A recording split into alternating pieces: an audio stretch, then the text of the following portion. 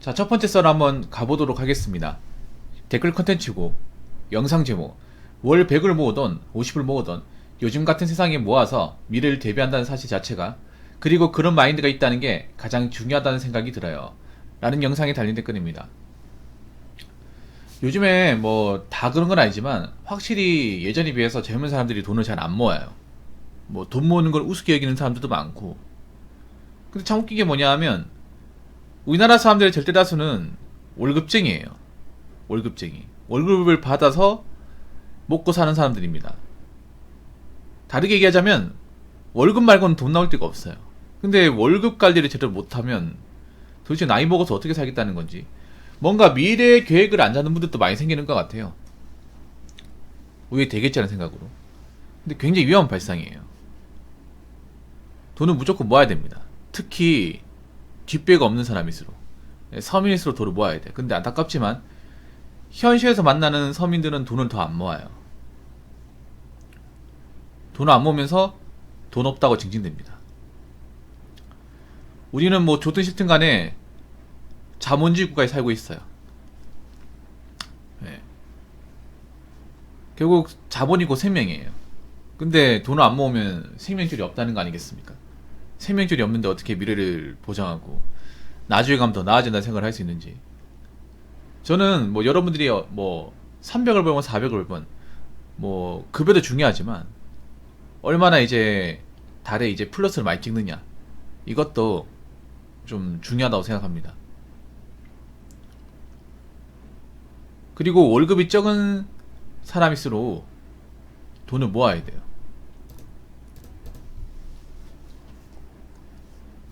월급이 적은 사람일수록.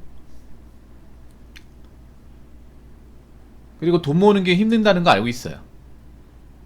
돈을 모은다는 건 뭐냐 하면 안 쓴다는 거거든요.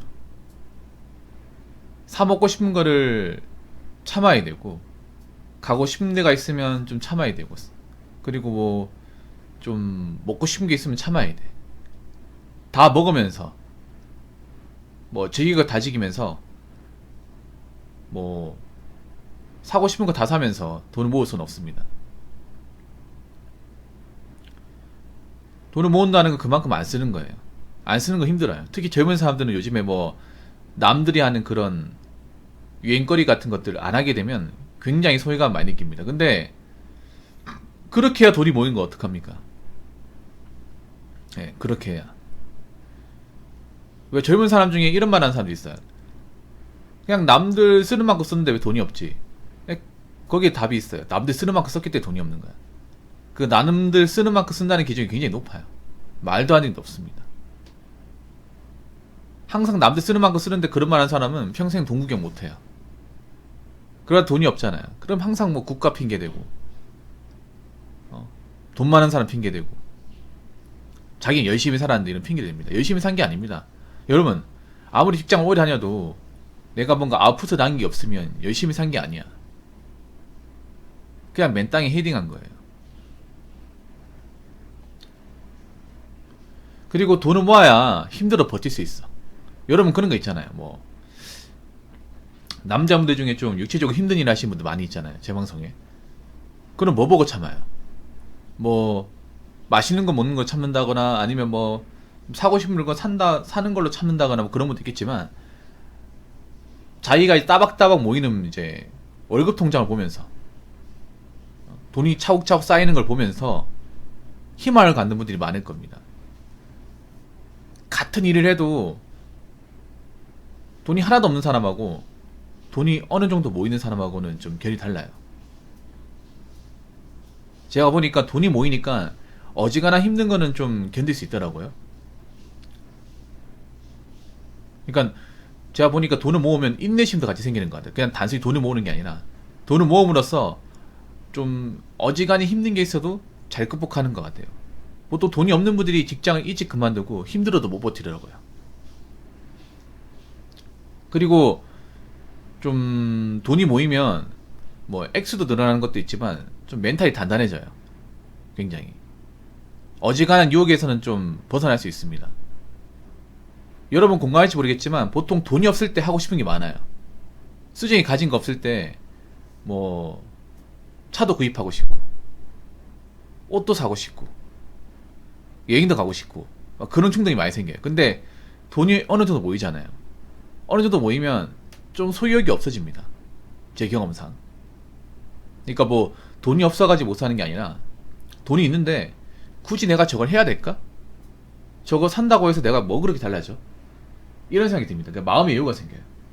이 마음의 여유라는 것은 어느 정도 돈을 모아본 사람만 누릴 수 있어요. 아무것도 가지고 없는 사람은 마음의 여유가 없어. 마음의 여유가 없으니까 항상 불안해가지고 남들 유행하는 거 쫓고 있잖아요.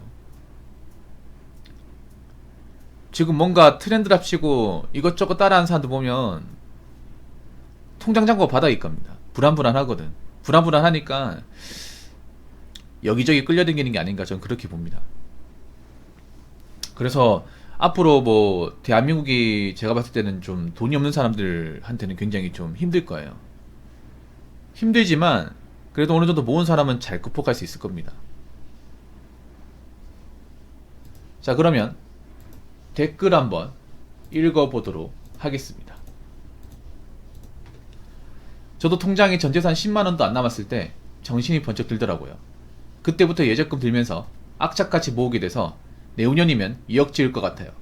정말 신기한 게 1억 모을 때까지는 월급도 쫓고 해서 돈 모으는 게 정말 힘들었는데 1억 찍고 나니 그때부터는 월급도 자연스레 많아지고 이자도 많이 나오고 해서 이자만 1년에 500 정도 나오니 어디 나가서 자신감도 생기고 이게 진짜 여유로움이구나 하고 다시 생각하게 되었습니다.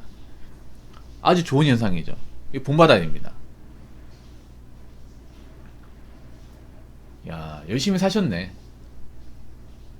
예적금만으로 2억이다.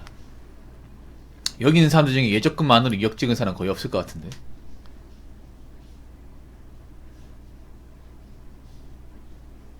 어떤 누구는 이렇게 예적금만으로 2억 찍었다가 하면 약간 좀 바보같이 볼 거예요. 아니 투자 같은 거 하지 왜 이렇게 힘들게 모아 생각하는데 오히려 열심히 살았다는 증거잖아요. 이게 2억을 모으려면 일단 힘든 일을 해야 돼요. 편한 일을 하는 게 아니라. 남자 입장에서는 좀 노동 강도가 있고 난이도 있는 일을 해야 액수를 많이 받잖아요. 상식적으로. 그리고 2억을 찍었다는 얘기는 뭐냐면 중간에 자기가 일을 그만두지 않았다는 거예요. 일을 꾸준하게 참고 다녔다는 얘기가 됩니다. 그리고 돈 모으는 거는요 누구에게든 힘들어요. 네. 그리고 솔직히 말해서 재미도 있지 않습니다. 힘들어요. 정말로 지겹기도 하고. 근데 어떻게 우리가 할 수 있는 최선의 방법이 이거밖에 없는데. 이행님도 알겠지만 요즘에 신입 공무원분들 돈을 잘 안 모아요.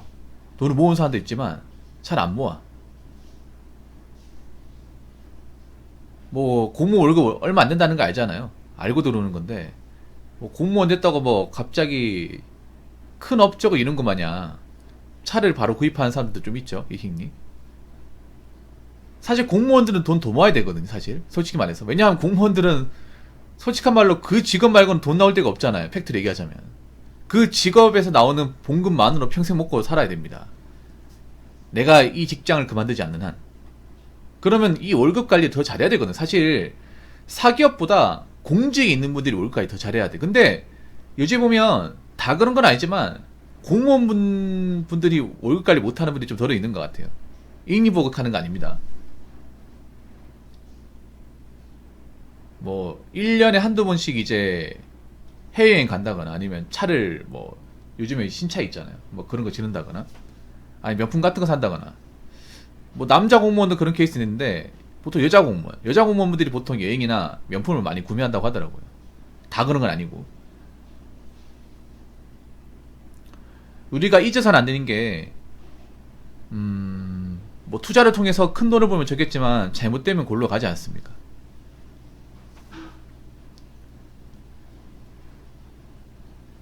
그리고 앞으로 우리는 제가 봤을 때는 뭐 나이 먹어서 편하게 살겠다 이런 생각보다는 나이 먹었어도 일할 수밖에 없겠구나.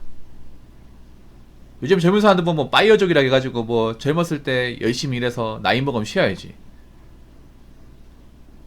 근데 그게 그렇게 잘 안 됩니다. 엄청나게 큰 돈을 이제 뭐 모은 사람은 가능하겠지만 그만큼 모으기도 힘들고 나이 먹어서도 일해야 돼. 힘든 일 말고. 그래서 뭔가 가는 거 길게 간다는 생각으로 좀 마인드맵을 짜셨으면 좋겠고, 그리고 이 댓글 다신 분도 그렇고 돈을 좀 모으신 분들한테 제가 누누이 강조하는 게 있습니다. 절대 내 통장 잔고 그리고 내 재산 사항을 가까운 지인한테 발설해서는 안 됩니다. 절대로 얘기하면 안 돼요. 한국 사람들이 뭔가 좀 자기가 잃었다고 하면 어떻게든 자랑해서 인정받는 특성이 있어. 근데 그게 별로 좋은 게 아니에요. 특히 돈과 관련돼서는. 그래서 이 댓글 다신 분도 누구한테 이야기하지 마십시오. 괜히 뭐 돈 빌려달라고 부탁할 수 있습니다. 아니, 투자 권유한다거나, 아니 사기꾼이 붙을 수도 있고요. 특히 요즘 같은 시국엔 조심해야 돼. 먹고 살기 힘들죠. 앞으로 먹고 살기 더 힘들어질 것 같은데, 그러면 어떻게 되냐 하면 사기 범죄가 굉장히 많이 발생합니다. 사기 범죄. 오히려 불경기 때 사기 범죄가 더 많이 발생해요. 왠지 아세요? 불경기로 하면 뭐예요? 일해서 돈 벌기 힘들다는 거잖아. 일해서 돈 벌기 힘들기 때문에 이제 몇몇 사람들 같은 경우에는 어떻게 투자해가지고 좀 월급에 따른 부수익을 좀 얻으려고 하거든요. 그럴 때 사기꾼들이 많이 달라붙어요. 실제로 예전에 이제 IMF나 그 리먼 브러스 탓 때도 그때도 사기 많았습니다. 물론 사기라는 게 뭐 매년 많기는 한데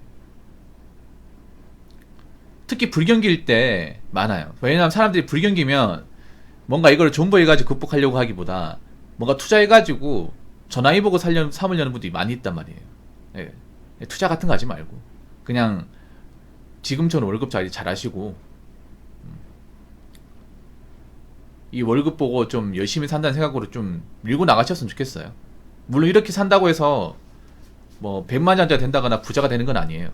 부자가 안 되더라도 적어도 이것 때문에 내가 인생이 뭐 힘들어진다거나 위기가 오는 상황을 막을 수 있잖아요. 그렇기 때문에 이 댓글 다신 분처럼 여러분들도 이제 많이 존버하고 열심히 살아가지고 많은 부를 이루셨으면 좋겠습니다. 자, 이상으로 첫 번째 썰 마치도록 하겠습니다.